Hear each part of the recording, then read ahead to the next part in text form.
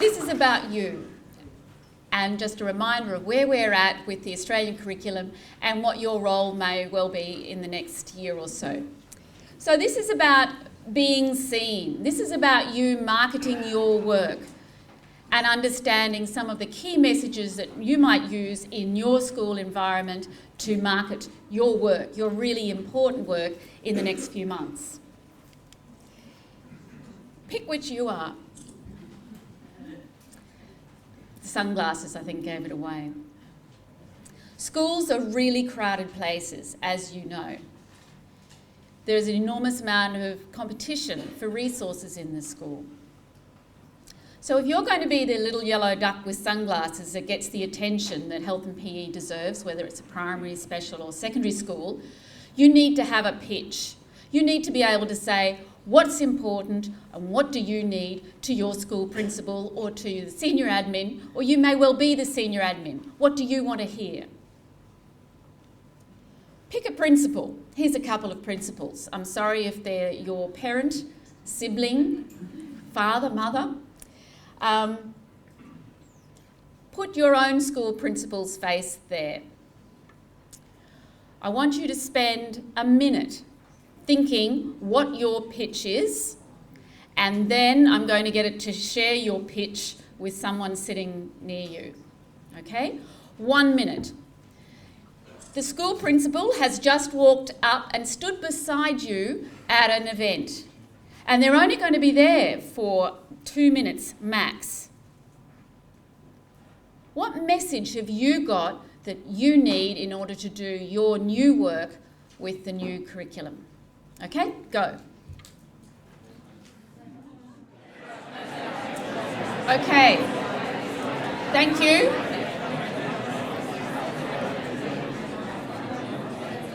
Clearly, you've got something to say. Can you call out some of the things that you asked for? Loud. Time. Time, and more time. Professional development. Yes, great. Updated facilities. Resources. Have your spiel ready. So, these might have been some of the things that you considered. Why is it important for the school to invest in the Australian curriculum, health and PE? Remember that schools are not only competing for resources within the schools, but you've got schools now, no matter which school it is in a marketplace. And principals are frequently thinking of their school as a service to the community that's in competition with other services in the community, other schools. What special thing are you going to add to the health and physical education curriculum if you are given the resources that you've just asked for? So you've said PD, planning days, professional development, new curriculum materials. You know, there will be fresh units that you probably haven't taught before. Somebody said equipment, facilities, spaces. Those things all take time to plan, don't they? Do you need to think about new staff? Have you got enough staff to teach the curriculum? Do you need to be starting to bid for new staff? Hot topic, I know, but primary school specialists, do you need to start arguing a new role? Some of the work we've been doing with schools in Cleveland at the moment around school, sport, community partnerships, the health and PE primary specialist has been absolutely critical there as being a boundary spanner, brokering partnerships across the community, not necessarily teaching every health and PE class. Do you need time to develop new partnerships? Are you going to have to be working with new organisations in new ways? All that takes time, and you're going to need the administration support for that. And then lastly, in your pitch, remember you need to focus on the students, because research would suggest that Any sales pitch in a school environment is always going to work best when you keep the students up front and centre. So what's the outcome for the students? What's the outcome for the school community? And even what's the outcome for those senior administrators involved? Want to move now on to just some of the really big picture things in the Australian curriculum, health and PE, that you want to take forward, I think, in the next few months, and I imagine some of you are already well into it, and good on you. So some caveats before I say what I feel you are working with. First caveat is that this document hasn't been endorsed yet by the Ministers for Education, nationally or as states and territories. Now it is a bit of a problem, but that still hasn't stopped most states and territories moving forward to support the document's implementation. We're hopeful that that might be September this year. Perhaps more significant is the Wiltshire-Donnelly review of the Australian curriculum, all curriculum documents that you would have heard about.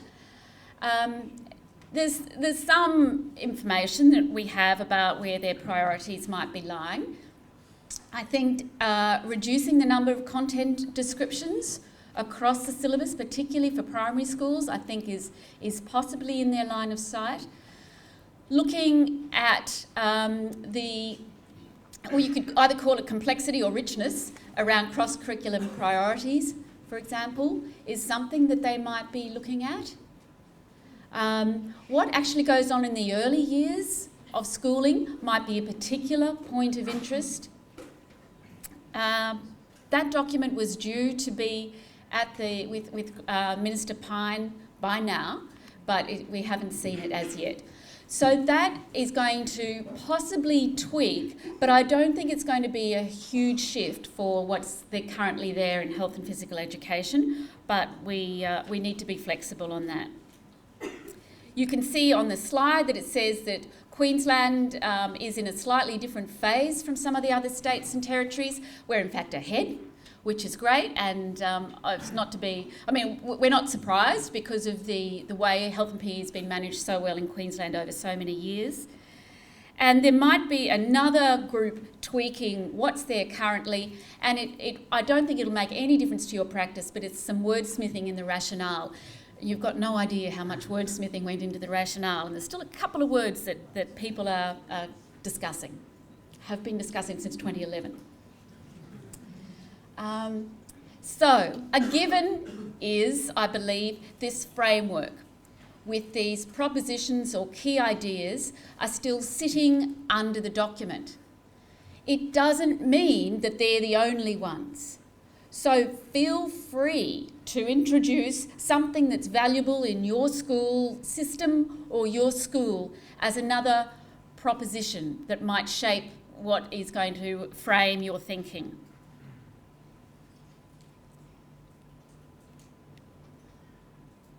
Another given is that these are interrelated, those 5 propositions or 5 key ideas shaping the document, and I thank Louise McQuaig for the concept of using the Rubik's Cube here to talk about that interrelationship. So not only is the interrelationship important, but I would urge you to look at the verbs in front of each one of those key propositions. So, for example, focus on educative outcomes. When I was here last year, I might have used the language, we are not a weight loss clinic. We are not the Queensland Academy of Sport. We are about education and learning. Our assessment tasks should be about education and learning. That pitch you did to your school principal or administrators should be about education and learning. Take a strengths-based approach is possibly more direct, and Alison will do a lovely job, I'm sure, in a minute, just helping you understand a little bit more about that.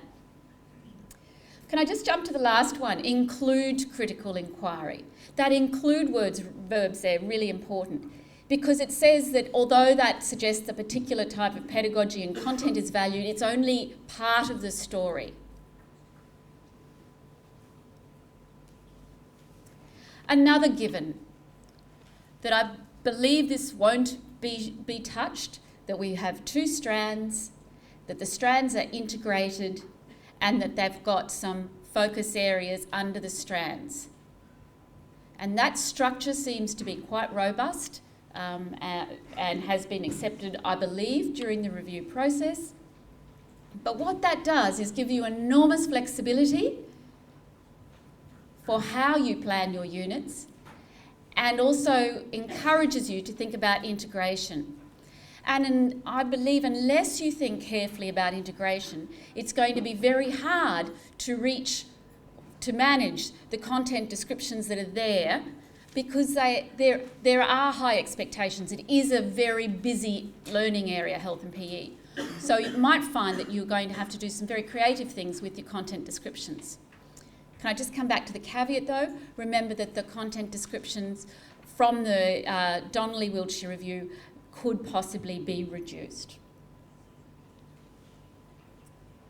And so a given is that you'll be working with content descriptions.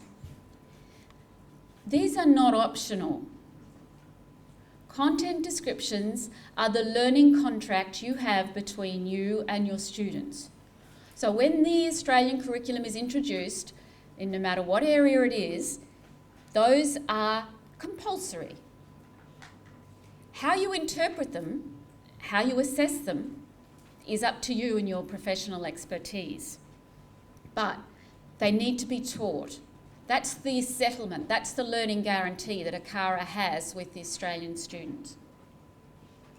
So that's, for those of you who haven't had a chance to look at it, that's a screenshot from the ACARA site where the health and PE document is. So where's your professional input? If those are the givens, what does that mean for you?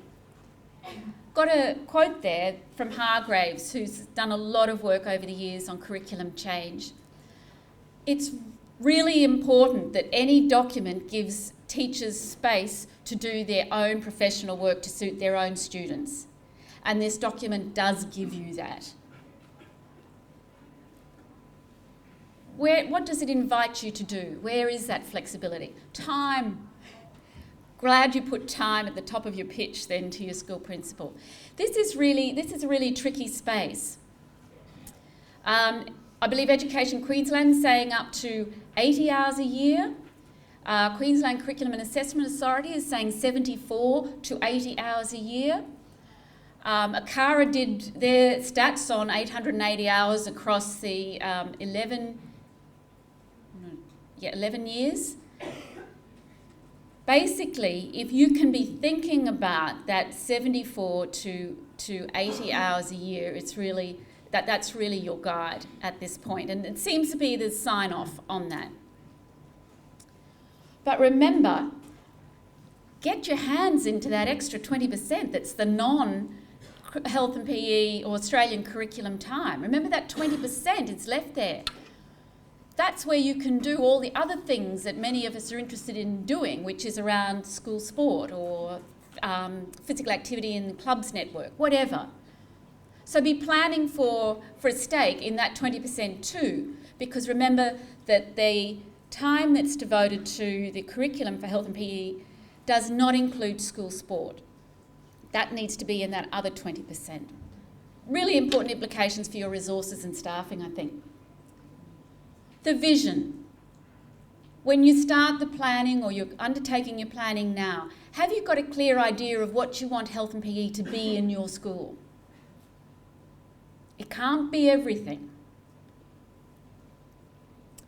The pedagogy, and I've made this point, it says include critical inquiry, but many schools have got their own pedagogical frameworks. Great. Connect your health and PE to those pedagogical frameworks, dimensions of learning, habits of mind, whatever it is, connect to that.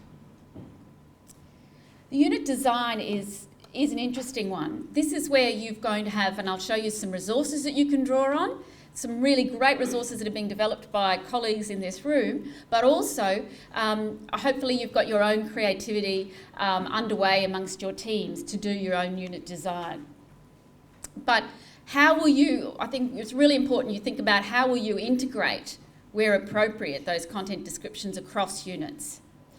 How will you divide up that 80 hours? I'm being optimistic here, 80 hours a year. You should, according to ACARA and QCAA, teach both strands across the year.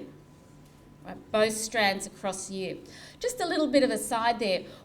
At ACARA, what we were trying to do is avoid having physical activity in only one part of the year and not keeping that physical activity experience going for kids across the year. So watch that. Learning experiences. I know there's some great sessions here about using technologies in health and PE. Really important that health and PE is at the forefront of your schools on blended learning experiences. It absolutely suits it, doesn't it? How we're using technologies, what we're doing in classrooms, what we're doing with collecting data in non-classroom spaces. Also, I mentioned about the role of the primary school specialist.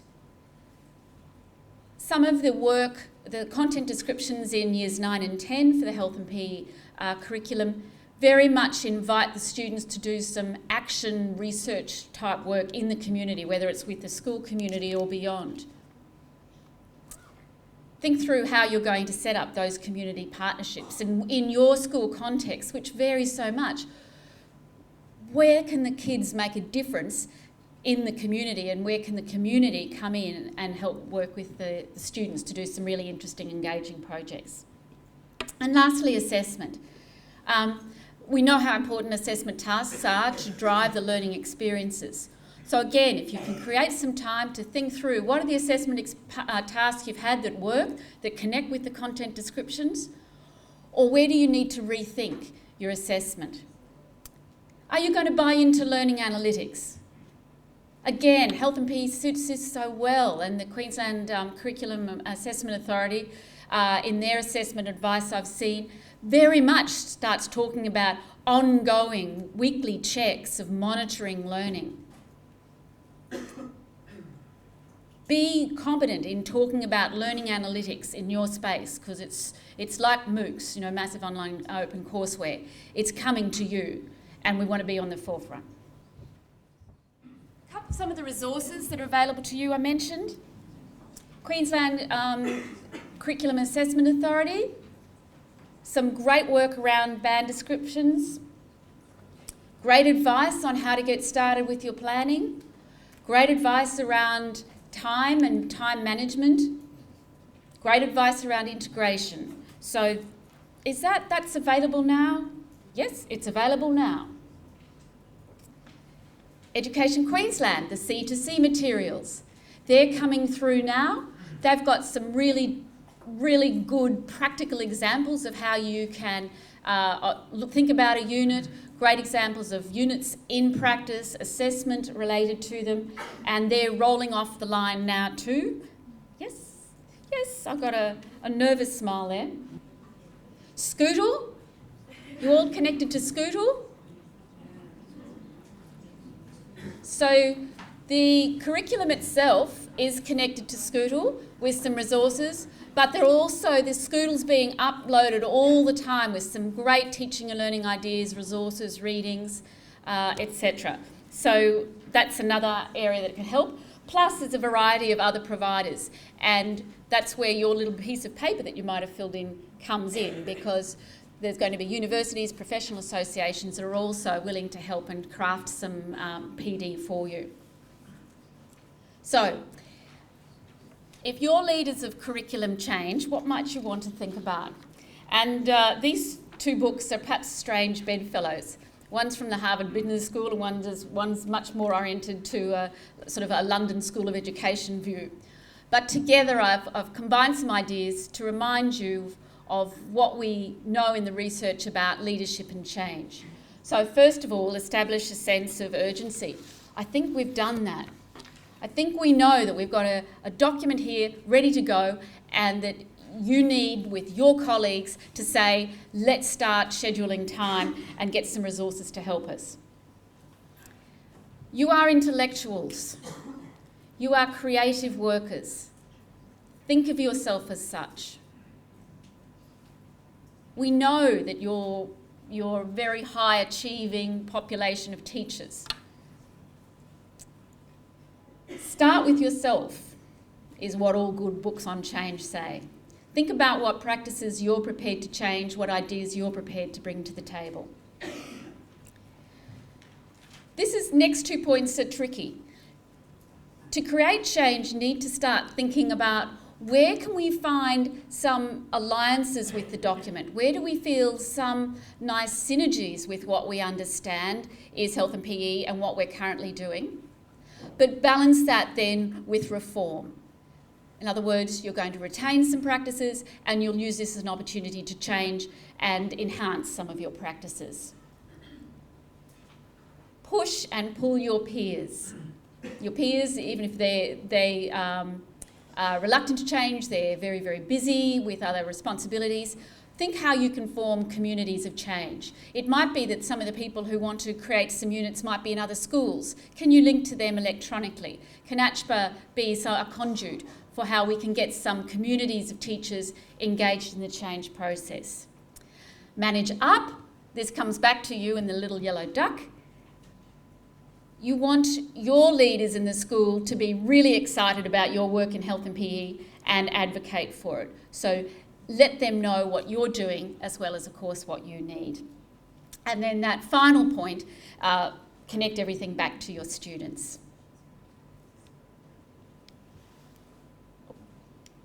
So the future is very much in your hands. I'm going to close now. We're going to move into a different session where you're going to get to understand some of those propositions in a little more detail. So thank you very much and all the very best. Bye-bye.